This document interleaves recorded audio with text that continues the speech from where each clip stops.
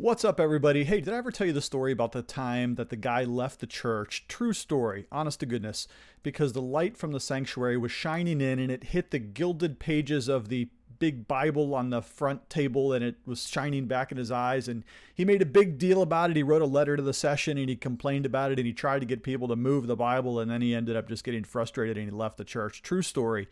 You know, today what I want to talk about is the most dangerous person in your church, and it's not who you think it is. The most dangerous person in your church is not the person that has the most martial arts training, or the person who wants to throw fists in the parking lot or anything like that, or who's got their concealed carry unprotected or something like that. I don't mean that kind of dangerous.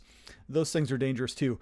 But today I want to talk about the most dangerous person in your church. And again, it's not who you think it is. The most dangerous person is the one who has the ability to wield the most dissension and trouble about minor issues within the congregation. It's the person that I'm going to call the tertiary primary. Now, what do I mean by the tertiary primary? Well, that's the person that majors on the minors. That's the person who takes the third level issue and raises it up to the primary issue and uses that malevolently as a wedge to divide the congregation. And you have to watch out for people like this. They're probably in almost every single church.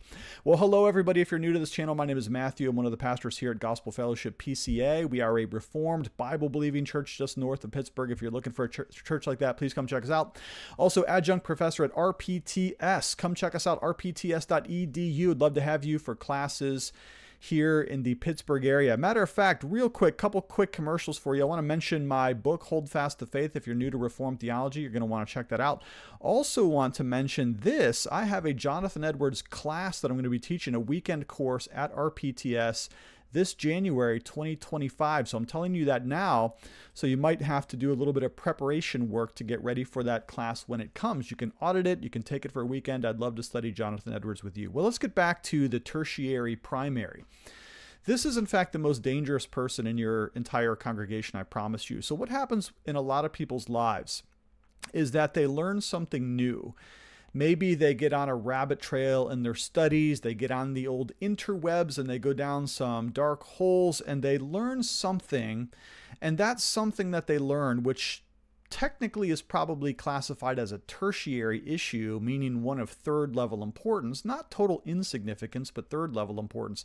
And what they do is they raise that to the level of primacy, and they use that as sort of a litmus test to judge the church, and unfortunately, due probably to some malevolent tendencies in their personality, they take that issue and they try to use it as a wedge to split the congregation in half. A lot of people love to be in the center of a little bit of controversy. There must be some kind of twisted personality type that loves to do that, but unfortunately we do see them all the time. Now, Paul has some warnings for that we're going to look at here in the scriptures in just a moment. But let me just give you a couple of kinds of examples of these tertiary issues that somebody raises to the level of primacy. Well, the illustration that I gave at the beginning of this video is kind of, well, it's a bit of a hyperbole, because having the light shining on the gilded edges of the Bible is probably not even a tertiary issue. Obviously, we should have the Bible, we should preach the Bible, but how the lighting is in the sanctuary, that's not even of third level significance for most people, I would think. But a lot of people, they get hooked on some particular issue. And a couple of the ones that I've seen recently in my own ministry, I'm just going to share with you. King James onlyism is an obsession that certain people get really attached to. And they go down that hole and they study everything about how the King James is a great translation, good translation, better translation, whatever it is. All of a sudden, they find themselves being pulled into this onlyist kind of issue. And what they're going to do is they're going to use the issue of Bible translation to try to divide the church.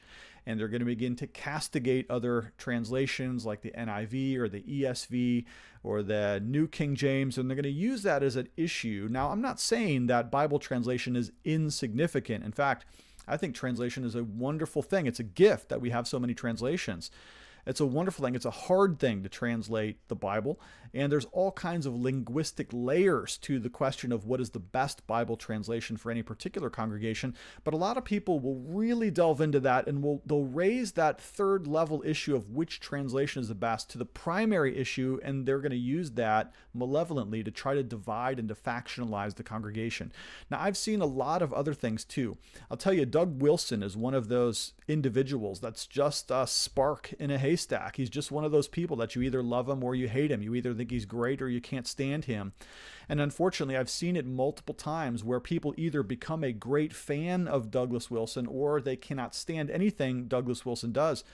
And they begin to develop teams and camps and groups and to divide the congregation. All of a sudden, the elders are having to deal with this guy that we've never even met before. I've never been to his church. I've never watched any of his services. I've never read any of his books. But all of a sudden, he's the most controversial figure, and we have to deal with that as a session. Well, that's raising a third level issue to a primary issue. Okay.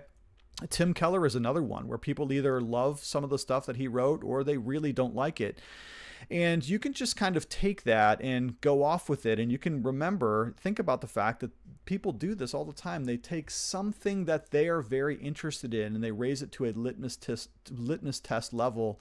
And all of a sudden the congregation is like, what are we going to do? We've got to take sides about this. And that is very, very dangerous thing when it happens in the church. So let's go to a couple of passages of scripture that I want to show you really quickly here, where Paul actually speaks to something like this. Now, 3 times in a row, okay, in 1 Timothy, 2 Timothy, and Titus, Paul is very concerned with people taking marginal issues and dragging them into the center of the church so that it's disruptive to the life of the ministry. Look at this. This is from 1 Timothy 6. He's puffed up with conceit, understands nothing. He has an unhealthy craving for controversy, for quarrels about words, which produce envy, dissension, slander, evil suspicions, constant friction among people who are depraved in mind, deprived of the truth, imagining that godliness is a means of gain. Okay, so here's a person, and Paul has seen more than a few of them in his ministry, who loves controversy. They love to be the person that's the center of the ongoing brewing argument. And very often they poise themselves, they position themselves in the position of piety. Like they've got the handle or the control on righteousness, and anyone who disagrees with them on this various topics is to be disposed of. Now look at here, 2 Timothy, next book over. Paul says, have nothing to do with foolish, ignorant controversies. In other words, we're not supposed to be the kind of people that love a good controversy. Now, listen to me. Especially we who are Reformed, okay? We love ourselves a good controversy from time to time. There's always a Twitter controversy. Every week, it's probably a new controversy du jour. Last week, it was Megan Basham's book, Gavin Ortland's response, back and forth. Do you love Gavin? Do you love Megan? Whichever side you're on. Well, listen, be careful about some of these things, because sometimes these can actually split or fracture or splinter a congregation. You have to make sure that you're focused on the majors. Again, yes, there are primary, secondary, and tertiary issues, all of our importance. Quadriniary or whatever comes after that, quintiliary, I don't know, I'm making up words at this point. But you have to be centered on the things that are most important. Here's another one from the book of Titus. Paul writing again here, but avoid foolish controversies, genealogies, dissensions, quarrels about the law, for they are unprofitable, worthless. And here's what Paul says. Here's his advice. Here's how you deal with this person, the most dangerous person in your church. As for a person who stirs up division, after warning him once and then twice, have nothing more to do with him, knowing that such a person is warped and sinful, he is self-condemned. All right? So Paul gives some pretty clear warning here. And let's just kind of summarize what it is that Paul says we're supposed to do. First, we have to go directly to these people. Fire starters, division makers, contention brewers, they have to be dealt with directly. Unfortunately, even if you don't like controversy, even if you don't like confronting people, and trust me, I don't either, we do have to go to these people and speak a direct word to them. Are you going to make this King James thing a controversy in our church? Are you going to unsettle the peace and the unity that we have, I need you to tell me right now, are you planning to do that? Because if you are, I'm just going to let you know that we're going to have to get the elders involved in this situation. We're going to do it before it becomes a major fracas and not after. So first thing, dealing directly with that person. Paul says you warn that person once and then twice. And then what? Well, then it says have nothing more to do with him, which means to say not just that we just slough that person off or refuse to talk to them or refuse to make eye contact with them in the hallway, but that's Paul's way of speaking about formal church disciplinary processes. Now, I don't like church discipline any more than you do. It's very uncomfortable when we have to engage in that. But if a person is one who creates dissension and controversy, who likes to be the center of church-wide arguments, and again, some people have a twisted desire, they actually like that, we do have to get the session of the church or the elders of the church involved quickly, because this may be the only way to put out this kind of fire. So before we get anonymous letters emailed to the whole church-wide group, before we get posts that become public on Facebook or Twitter, before we have groups meeting outside of the congregation to gossip about leadership or whatever else, the group of elders does need to take direct steps to put this kind of thing down. Listen to me carefully. The person who creates, loves, and fosters division and dissension in your congregation is the most dangerous person in your church. Thanks for checking in. Do love you lots. We'll talk to you later.